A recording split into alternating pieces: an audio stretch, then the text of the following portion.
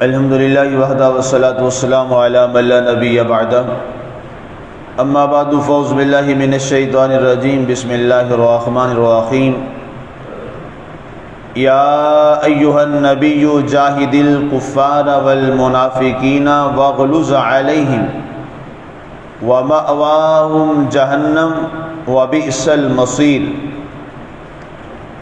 اے نبی صلی اللہ علیہ وآلہ وبارک وسلم، کفار اور منافقین سے جہاد کیجیے اور ان پر سختی فرمائیے، اور دوزخ ہی ان کی آماجگاہ ہے اور وہ بہت بری ٹھہرنے کی جگہ ہے۔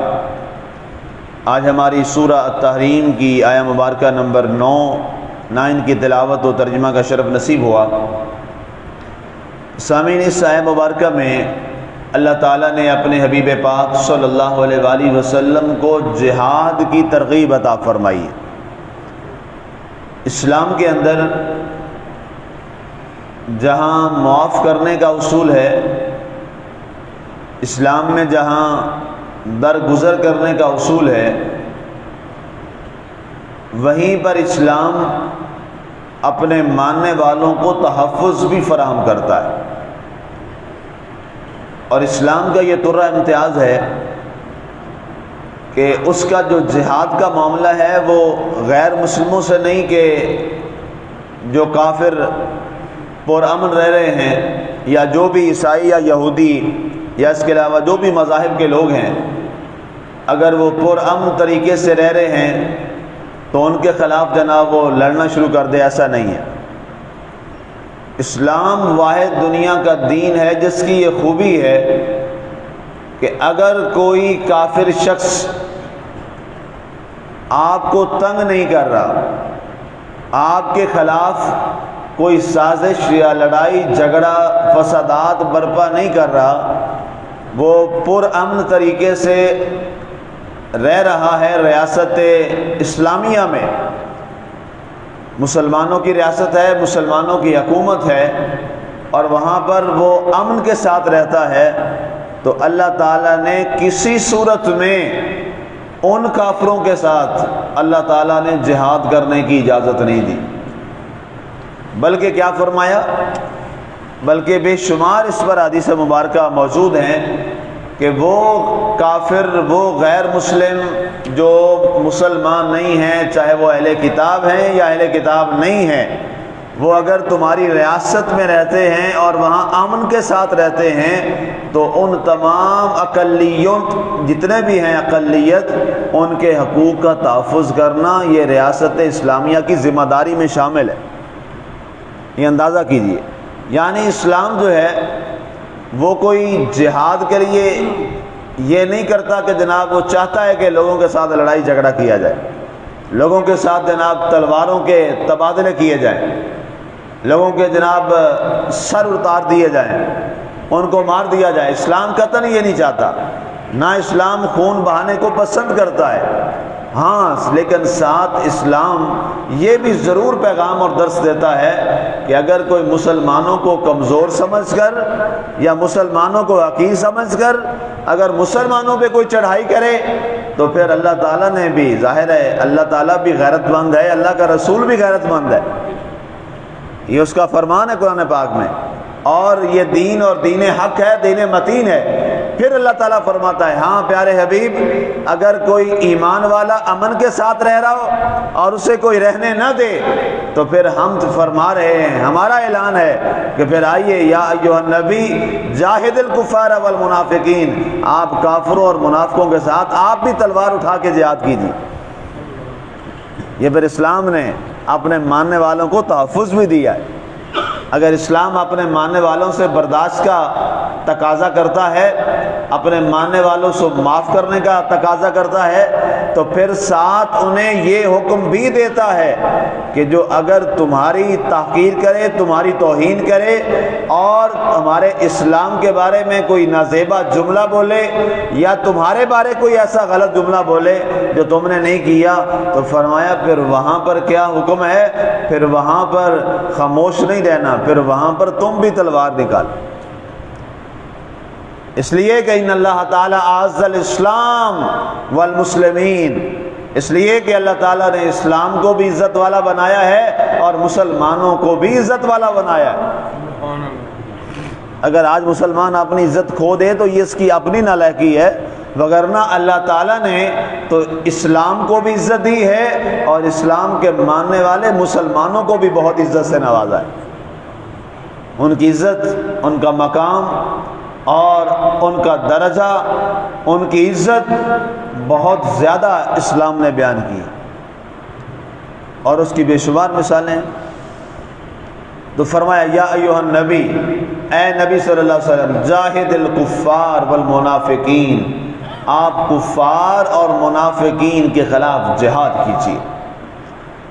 اب جہاد جو ہے یہ ایک ایسا عظیم نسخہ ہے اسلام میں، اور جہاد ایک ایسا عظیم فریضہ ہے اسلام میں کہ جس کو امت بھولتی چلی جا رہی ہے، اور ان کے ہاں شاید یہ ایک پورا فریضہ جو ہے وہ نکلتا چلا جا رہا ہے۔ اور اس کی وجہ کیا ہے؟ اس پر پری پلان کام کیا گیا۔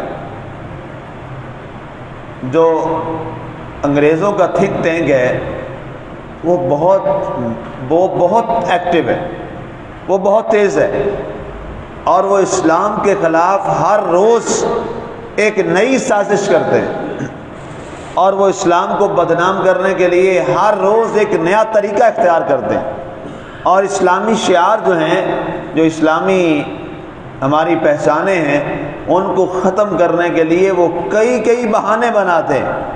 اب ان میں سے ایک یہ بہانہ انہوں نے کیا کیا کہ انہوں نے جہاد اور دہشت گردی کو ملا دیا۔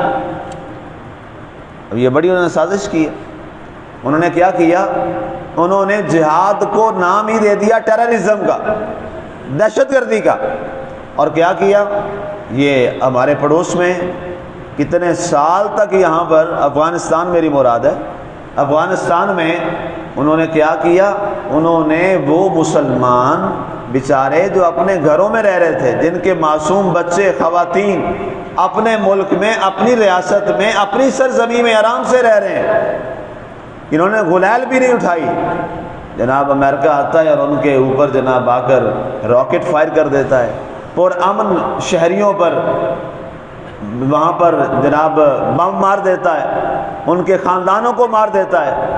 تو ظاہر ہے، آپ بتائیے، جس کا سارا خاندان مار دیا جائے اور وہاں ایک بچہ بچے زندہ، اور اس کے سامنے اپنے پیاروں کی لاشیں جو ہیں وہ بھی نہ پڑی ہوں، صرف ہڈیاں پڑی ہوں، لاشیں بھی نہ ہوں جو دفنانے کے قابل ہوں، ایسا حال ہو جائے، تو کیا اس کو حق نہیں کہ وہ اپنا تحفظ کرے اور اپنے رشتہ داروں کا، جن کا خون بہایا گیا، ان کا بدلہ لے؟ اس کا حق ہے، اس کا پورا رائٹ ہے۔ اور پھر وہ ایک ایسی ریاست میں رہ رہا ہے کہ ریاست بھی اسی امریکہ کے حکم پر چل رہی ہے، تو ظاہر ہے پھر وہ اس کا تو پابند نہ رہا، تو پھر مجبوراً وہ کیا کرتا ہے؟ وہ پھر اپنا حق لینے کے لیے وہ پھر نکلتا ہے۔ تو اسی کو کیا کہا امریکہ نے کہ یہ دہشت گردی۔ جب وہاں لوگوں نے اپنا حق لینے کے لیے اور اپنی جو ان کی لاشیں گری، ان کا بدلہ لینے کے لیے، بے قصور جو اپنے گھروں میں ہیں، بے قصور جو اپنے گھروں میں بیٹھے ہیں، جنہوں نے کچھ کسی کے ساتھ زیادتی نہیں کی، اور آج ہی اعداد و شمار بتا رہے ہیں کہ افغانستان میں جتنا انسانیت کا ناجائز اور بے قصور قتل ہوا، پوری دنیا میں شاید کبھی کسی جگہ میں نہیں، بے قصور اور ناجائز۔ اب یہ تو ایک بڑی تکلیف دہ بات ہے کہ ایسا کیوں ہوتا رہا۔ آپ کے سامنے ہے کہ امریکہ نے پوری مسلم امہ کے ساتھ جو حال کیا ہے وہ ہمارے سامنے، اس نے شام کے ساتھ کیا کیا، یہی بہانہ بنایا۔ اس نے عراق میں کیا کیا، صدام حسین صاحب شہید، ان کا بہانہ بنایا۔ یمن میں کیا کیا، بہانے بنا کے آیا، وہاں سے اپنے فوائد لیے اور اس کے بعد وہاں سے چلتا بنا۔ سوال یہ ہے کہ اگر اس کا مقصد یہی تھا تو پھر یہاں افغانستان سے گیا کیوں؟ پھر یہ بھی سوال بنتا ہے نا، پھر یہاں ٹھہرتا۔ اب تو حکومت انہی طالبان کی ہے، انہی طالبان کو آج وہ ریاست کے فرما روا اور والی ہیں، تو پھر یہ کیا ہوا؟ اب ہمارے لوگوں پہ یہاں ہوا کہ جناب یہ تو جو کچھ تھا یہ ظلم اور زیادتی تھا۔ تو اس لیے اس زمانے میں یہ ہمارے لیے بڑی حساسیت والی بات ہے کہ جہاد اور دہشت گردی کو جوڑ دیا گیا ہے، اور جہاد کو دہشت گردی ہی قرار دے دیا گیا ہے۔ یہ اتنی بڑی سازش ہو گئی ہے خاموشی کے ساتھ اسلام کے خلاف، اور اسی بنیاد پر مسلمان کو ایک ٹیررسٹ ڈکلیئر کر دیا گیا ہے۔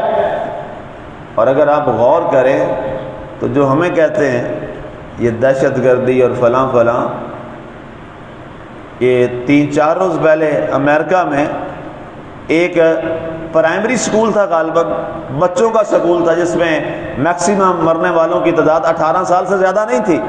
وہاں ایک شخص آیا اور اس نے جناب سکول کے اندر آ کر دن دہاڑے اس نے گولیاں مار دی وہاں پہ، اور مارنے والا گورا ہے، گورا آیا ہے، اور وہ مارنے والے کی عمر بھی 18-19 سال ہے۔ اب اس نے اس واقعے کو ظاہر نہیں کیا کہ جناب یہ دہشت گردی ہے، یہ کتنی فرسٹریشن ہے، یہ کتنا ایکسٹریمسٹ ہے، اور روزانہ وہاں کتنے قتل ہوتے ہیں، دبا لیے جاتے ہیں۔ وہ کیا وہ شعر میرے ذہن میں آ رہا ہے کہ ہم آہ بھی بھرتے ہیں تو ہو جاتے ہیں بدنام، وہ قتل بھی کرتے ہیں تو چرچا نہیں ہوتا۔ یہاں اسلام کو بدنام کیا جاتا ہے بہانہ بنا کے، اور وہاں جناب وہ قتل بھی کرتے ہیں تو کوئی آواز نہیں اٹھتی۔ تو یہ اسلامو فوبیا والا جو بنیادی طور پہ معاملہ ہے، یہ آج کا نہیں ہے، یا یہ کوئی 2-4 سال یا 10 سال یا 20 سال کا نہیں ہے۔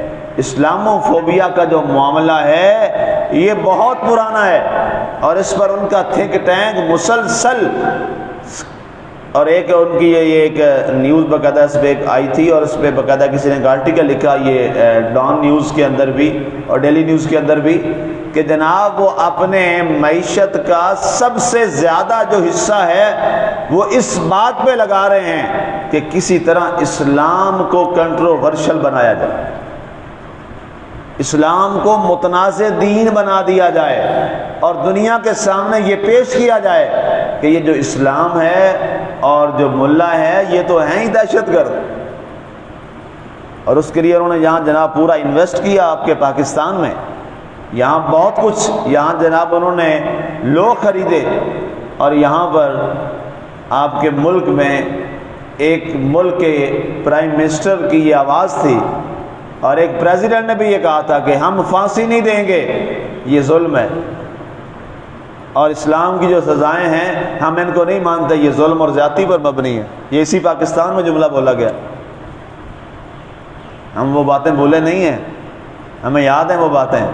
جس نے اسلام کے خلاف یہاں اپنا اقتدار بچانے کے لیے آواز لگائی ہے، ہمیں ایک ایک کا چہرہ یاد ہے، چاہے وہ دنیا میں رہے ہیں یا نہیں رہے۔ یہ جملہ بولا گیا پاکستان کے اندر، اور پاکستان کے پرائم منسٹر اور پریزیڈنٹ کا یہ جملہ تھا کہ یہ ختم کرو پھانسی کی سزا، یہ ختم کرو سزائیں، یہ ہاتھ کاٹنا یہ کیا ہے، یہ ظلم ہے۔ نعوذ باللہ، اسلام ظلم نہیں، اسلام تو ساری دنیا اور اپنے ماننے والوں کو تحفظ دیتا ہے، اور یہ جو قتل کے بدلے قتل ہے نا، یہ سب سے بڑا تحفظ ہے، یہ ظلم نہیں، یہ تحفظ ہے۔ اگر پتہ ہونا کہ کسی کو قتل کیا تو چوک اور چوراہے میں لٹکا دیا جائے گا، قتل کا بدلہ قتل، کوئی کسی کو قتل نہیں کرے گا۔ جس معاشرے سے حدود اور سزائیں ختم ہو جائیں وہ معاشرہ جانوروں کا اور وحشیانہ معاشرہ بن جاتا ہے۔ اگر پتہ ہونا چوری کریں گے اوپر ہاتھ کرے گا، یہاں جناب چوک چوراہے میں بھی کوئی چیز پڑی ہوگی، کوئی نہیں اٹھائے گا کبھی، یہ تحفظ ہے۔ لیکن بہرحال وہ انویسٹ کرتے ہیں، وہ پیسے لگاتے ہیں، اور مسلمان بڑے آرام کے ساتھ بک جاتا ہے، اور افسوس یہ ہے کہ وہ اسلام کے لیے بک جاتا ہے۔ اور ایسی بے شمار روایات جو ہے اس پاکستان میں موجود ہیں، بے شمار ایسے واقعات موجود ہیں اور ہو چکے۔ آگے فرمائے کہ مخلوق علیہ، میں پیارے حبیب آپ ان پر سختی فرمائیے، آپ سخت بھی ہو جائیے۔ یہ کس کو کہا جا رہا ہے؟ جس نبی کے بارے میں اللہ کا کیا فرمان ہے؟ وَمَا أَرْسَلْنَاكَ إِلَّا رَحْمَةً لِّلْعَالَمِينَ۔ یہ اس نبی کو فرمایا جا رہا ہے مخلوق علیہم، پیارے حبیب آپ سختی کریں، آپ ان کا سر اڑا دیں، آپ ان کا کل کما کر دیں۔ تو کیا پتہ چلا؟ علامہ اقبال رحمۃ اللہ نے بڑا خوبصورت آیت مبارکہ کا ترجمہ کیا، ہو حلقہ یاراں تو بریشم کی طرح نرم، ہو حلقہ یاراں تو بریشم کی طرح نرم، رزم حق و باطل ہو تو فولاد ہے مومن۔ کہا اگر مسلمانوں تم آپس میں بیٹھے ہو تو ریشم کی طرح نہیں، بریشم کی طرح نرم ہو گئے، بریشم سے زیادہ نرم تھی۔ اگر مسلمان آپس میں ہو، آپس میں کوئی معاملہ ہو جائے تو نرمی کرو، برداشت کرو، اور بریشم سے بھی زیادہ آپس میں شیر و شکر بن کے رہو۔ اور اگر فرمایا ہو حلقہ یاراں تو بریشم کی طرح نرم، رزم حق و باطل ہو، اور اگر حق اور باطل کی لڑائی آ جائے، اور اگر کبھی کافر کے خلاف لڑنے کی بات آ جائے، مارکا آ جائے، تو پھر مسلمان جو بریشم کی طرح نرم ہے اس کا حال کیا ہو جائے؟ تو پھر فولاد ہے مومن، پھر یہی بریشم والا مسلمان کیا بن جائے؟ فولاد اور لوہا بن جائے۔ اور پھر ایسا کیا ہمارے بزرگ، ہمارے اسلاف نے، ویسے آپس میں انتہائی مہربان اور محبت والے ہوتے تھے، لیکن جب کافر کے مقابلے میں آتے تھے تو ڈٹ کے کھڑے ہو جاتے تھے۔ یہ ہمیں حکم ہے، وَغْلُظْ عَلَيْهِمْ، آپ ان کے ساتھ سختی کیجیے۔